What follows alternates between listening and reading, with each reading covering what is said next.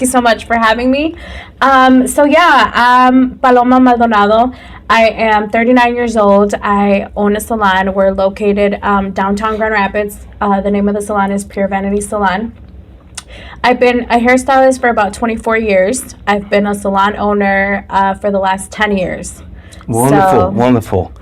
Why Grand Rapids? Well, I originally was living in Holland, and when I decided to get into hair professionally, I felt like Grand Rapids had a bigger Hispanic community than Holland did. Absolutely. And Grand Rapids was way bigger than Holland. I felt like Holland, I was going to be limited. So I decided to move to Grand Rapids, and I decided to start my salon here in Grand Rapids, and I don't regret it at all. Yeah. Now, about your journey, when you was little, for example, who decided to move to the United States? I don't know if you were born here, actually, No. or your mother, your father. How was that journey? When started, actually? Yeah, so we came to the United States because of my mother. So my mom and dad were going through a separation, and we are from Monterrey, Mexico. Okay. So I was born there, and so my mom decided to separate from my father, and she wanted to get away from everybody. And we had family here in Michigan, so my mom decided to just get up and leave. Okay. And okay. I was like, I think about it now, and I'm like, oh my God, como dice uno, unos cojones, because she did not know the language. She obviously was trying to leave a relationship. She was coming here with two little girls. I believe I was like 4 years old, and my sister was 3. And to just get up, like, she just got up, made a bag, and that's it. She just like came, vámonos. She came. So from there, she realized that, she liked being here. We were already in school. We were doing good. And she didn't want to go back. So then her and my father ended up getting back together, pero he was the one that came over here after. Okay. Now, if you want for real, come over here. Yes. Yeah. Very, very interesting story. That's actually remind. I started an event, annual event here, Las Latinas, honoring Latinas, because you have something in common. I'm starting from my mother, actually. A few of my artwork also reflect to that courage, por no decir cojones, which is the same. Is that a bad word, cojones? Well, it depends. Depends, but I'm sorry. No, it's fine, because, I think we don't have filter. Yeah. We say the way it is. Yep. It takes courage, once again, just to raise family, no husband or somebody next to we're going to that direction, and we're going to follow, and we're going to make it. I'm very proud, because once again, that Las Latinas, that was a platform, that was the main idea, and I recognize that how I don't think any other female around the world is taking that position. Let's go. It might be, of course, but we have that in common, or Latinas female that have in common. Such admire, I'm very proud of my mother and son of your mother, for example. That unbelievable. Yeah. How human is capable of to do something out of nothing or from zero. Yep. So it's an example to follow. Now, talking about your field, the work that you do. So it's coming from her, actually, that creativity, that fashion thing, that beauty.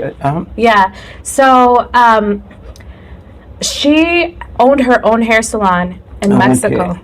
So that's the crazy part for me, because I come from a family of business. Like my family in Mexico has money. They have businesses. Okay. They're very educated. And my mom had her own salon in Mexico. So for her to leave all that money, business, family, and to come to the United States where I'm just like, Mom, like you have some balls to do that. Like you're so crazy. Like, and then 2 little girls. So she had her own salon. She was a hairstylist, and from my mom's side of the family. From my dad's side of the family, everybody is a hairstylist or a barber. Okay. My grandpa, my dad's dad, he had a barber shop in Mexico. My dad's mom, she had a hair salon. All my aunts and uncles, hairstylists. My cousins, hairstylists. Like from my dad's side of the family, everybody is a hairstylist. Amazing. So in between, also that journey, which is like everything, we had something very beautiful show up, support and everything, but also we're facing a lot of setback or like, now what? Could you tell us a little bit of some of those type of moments that you feel, okay, now what? In my career, in my business? Well, when I first started I opened up my first salon, I had a major setback.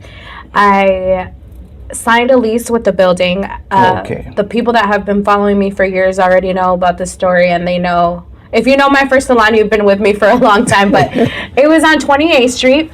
I had signed the lease, and the guy that I signed the lease from, mind you, it was my first salon, so I put so much money into that salon. Money that I didn't even have. You know, I had to like get money from everywhere to try to come up with that first location. And I didn't really have a lot of background in business. So I was doing it a la mexicana, you know, just going in. And so I signed the lease. Unfortunately, the person that I signed the lease from, he let that building go into foreclosure. And didn't tell me. And this was 2 years into me owning my own salon. So I ended up finding out because the bank went in there and was like, he no longer owns the building. We took over. He let the building go into foreclosure. And I wanted to cry. I believe. I was like, oh my God, so what's going to happen now? You know, so the bank was like really cool about it. They were like, oh, we're going to let you stay here as long as you continue to pay your lease. Like you should be fine. There should be no problems. 2 weeks later, somebody else goes into my building and they tell me, oh, by the way, we bought the building from the bank. So you got to go. So you got to go. When you have invested, and I feel like you understand where I'm coming from because you're also a business owner, and then it's your first business ever, when you invest so much in a business and you put so much money into it, for somebody to just come into your business and tell you got to go, that broke me completely. I didn't know what to do. And I didn't have, when you first open up a business, you don't get to see the profits or the fruits of your hard work at the beginning. It takes you several years before you can actually see the money coming in because you're continuously reinvesting and reinvesting in your business. So I didn't have the money. I spent $30,000 with my first salon. I didn't have another $30,000 to go and open up another salon. So I was devastated. I cried. I felt broken. I felt like that was it. Like I'm not going to do anything with my career anymore. And I was asking God to help me, like what should I do? I didn't want to give up on being a business owner as well. But so what I had to do was, at the time, another location that I had looked into before that I didn't end up getting, I drove by there and I was like, oh, let me see if this location's still available. Maybe I can work something out with the owner.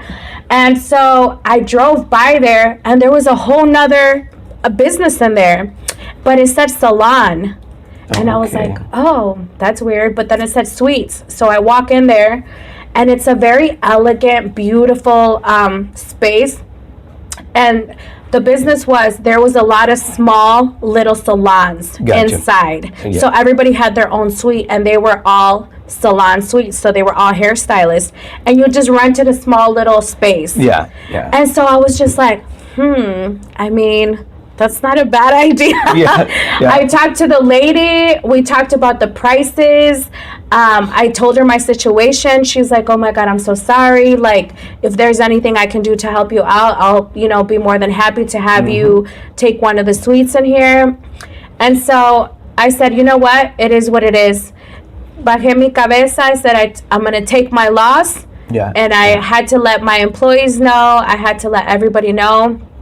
I was really sad because I didn't want to just tell my people, like, hey, you got to go. So I talked to other salon owners and I said, like, hey, I'm going to be moving locations. I can't take my people with me. Do you have space? Like, they're really good employees. They're really good hairstylists, you know. So I was able to do that for them. But, yeah, it was very devastating because all the hard work, all the stress, all the money, and for me to just have to walk away from it. But I feel like anybody else in those situations, that's it. They would have walked away from being a business owner, and that would have been the end of it. But I feel like if there's anything that I was taught, that I learned from my mother, was you don't give up. Exactly. You continue to work hard. Absolutely. We got that spirit. Now, jumping to that dark side, probably, if you can tell us, what's going to be something that you remember that you feel grateful, that you feel very happy for, and something that you won't forget or you're gonna take it to the grave. You know what I'm saying? That type of happiness, like wow. What I'm really grateful for is the fact that even though my mom didn't know the language, even though my mom had to literally leave her business, leave everything behind, I'm glad and I'm proud and I'm happy that even though she had to leave it behind, it's almost like I picked it up and I continued. Does that make sense? It makes me proud that my mom always has been my number one rock, my support system, and that I was able to, in a sense, like, be some of what she was in Mexico, but in a way I was able to raise my kids in the salon, and now all three of my kids have been, my oldest one is a barber, my middle one is a makeup artist, and my little one's also a barber. So it's like something that we pushed on as generations because it's something that was in my mom's life and my dad's side of the family. Now it's me, and then now my kids get to. Yes. So I feel like that's something very proud. It's something that sometimes when I have bad days, I'm like, you know what? I've done a lot. My mom did a lot for me to be able to get something started, and I'm going to continue to push that onto my kids and see where they take it. Okay. Yeah. Really good. Now, for example, the support from the community per se, in general, we have perhaps besides a diversity community. How you feel about that in your career, in your business? At the beginning, when I became a hairstylist, all my clientele was Caucasian, and I have no Hispanic clientele. So I didn't understand why I wasn't getting a lot of Hispanic clientele. It was only Caucasian clientele. I didn't understand that. At the time, I worked in another salon, so I wasn't the owner or anything, but I would always reach out to people, and they never really would follow. It was always, like Caucasian clientele. I opened up my salon, and then all of a sudden, I start getting all these Hispanic clientele. And so that was... that I felt like very supported. I felt like I could relate to them because a lot of the times in the salon that I worked at, I was the only Latina working there. So I kind of felt like awkward at times. I felt like misunderstood. I felt judged, And now that when I was able to open up my own salon and I had a lot more Hispanic clientele, I was like, okay, de aquí soy, It was a lot easier. I felt like a lot of people supported me.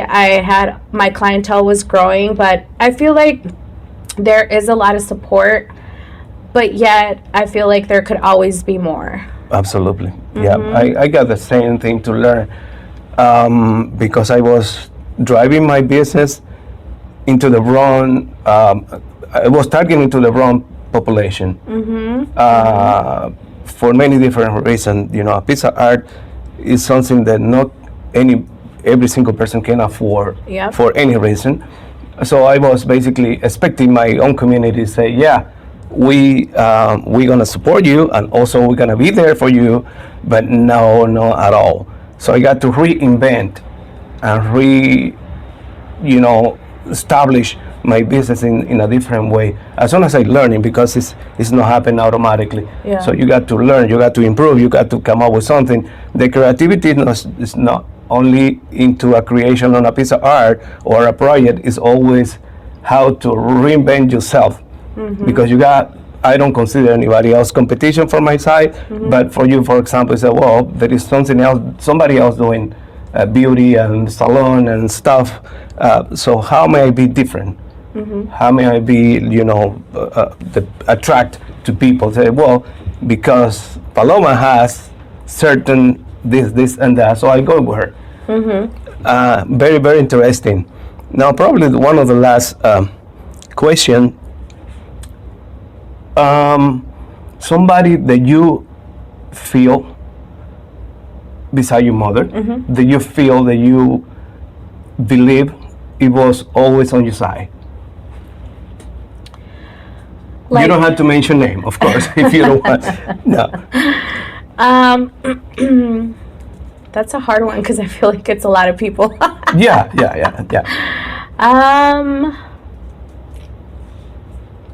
Let's see.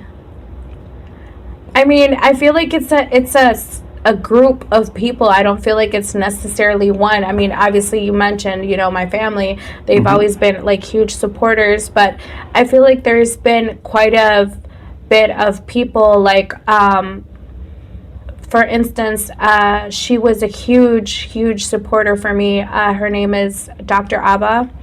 And when I worked at the salon that I told you about, that I was the only Latina working there, I had a little situation and I walked away from the salon because I felt like I was treated different, I met her there.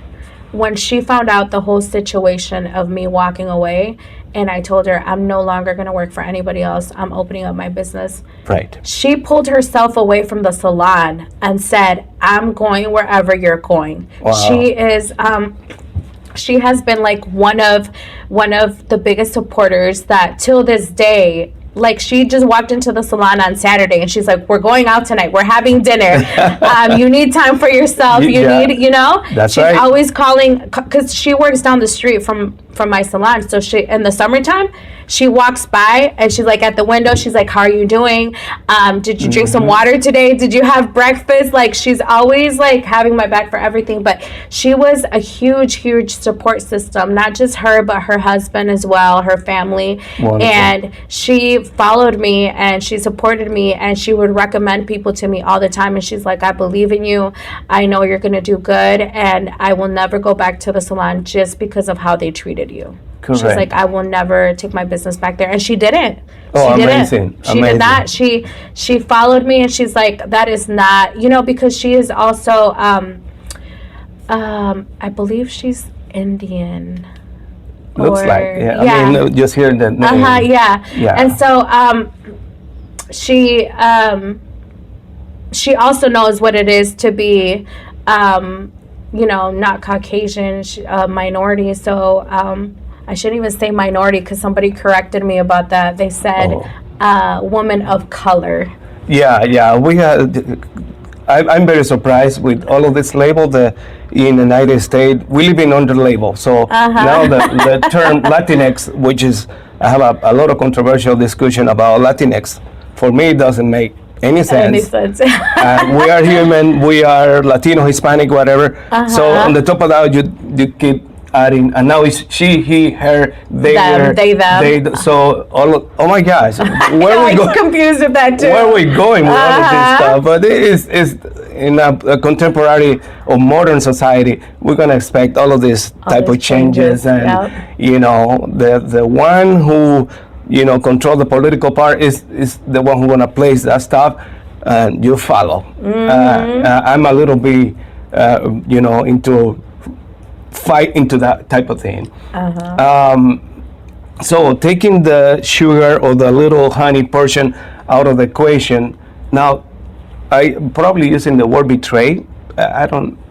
The one who actually left you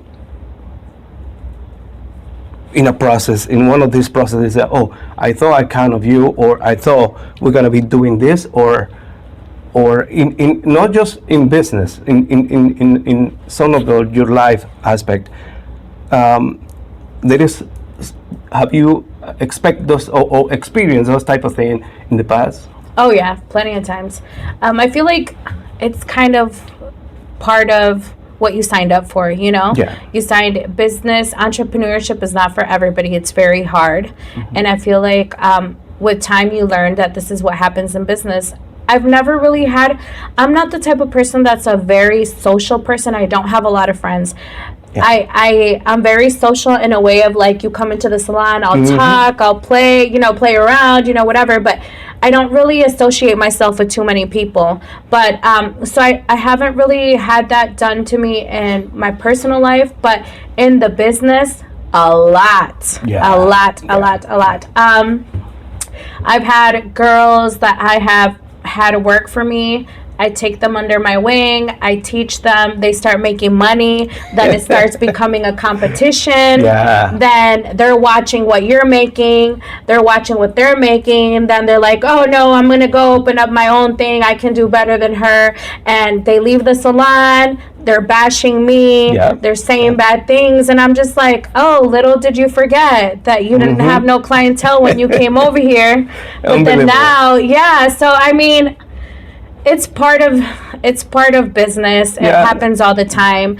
At the beginning, it was hard for me because it was so new to me. Now that I've been doing it for so many years, I'm like, on to the next. Correct. It's part of the human nature also, and something that we're gonna expect. Not just in business, and then you grow, you be stronger, you better than before. So you're dealing with the situation, in a different way. But at the beginning, when you start, seeing those stuff, say, wait a minute, and the Latino part of you say, know what, I'm gonna fight that. But it's learning process, as I mentioned before. But well, I'm grateful. I'm very, very thankful to have you here today. Thank you. And I have this short conversation because, we have a lot to talk. But at least we covered something meaningful, and also I know people who are gonna be with us through this on point, al punto en español. So just follow us, and Paloma here. Thank you again. Thank you for having me. It was a pleasure, and I love your space. By the way, I had never been over here. I'm so amazed at how beautiful it is. Great. Thank you. So gonna wrap it and the word. Thank you so much.